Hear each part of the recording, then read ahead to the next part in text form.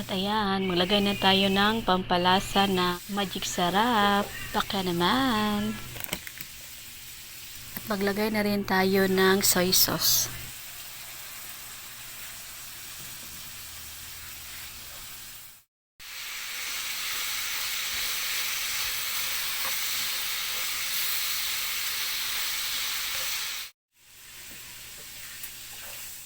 Tapos, maglagay na rin tayo ng tubig para sa sabaw.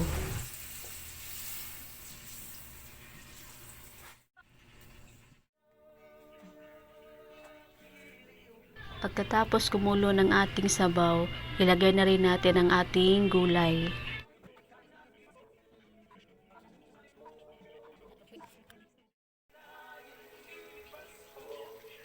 At ayan, luto na ang ating gulay na sangkap.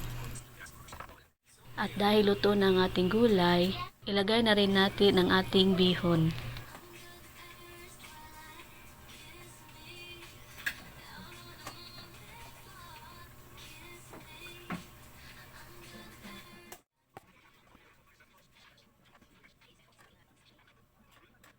At pagkatapos, halo-haloin lang ng maayos ang ating mga sangkap. Magdagdag tayo ng konting soy sauce kasi maputla pa ang ating bihon gisado.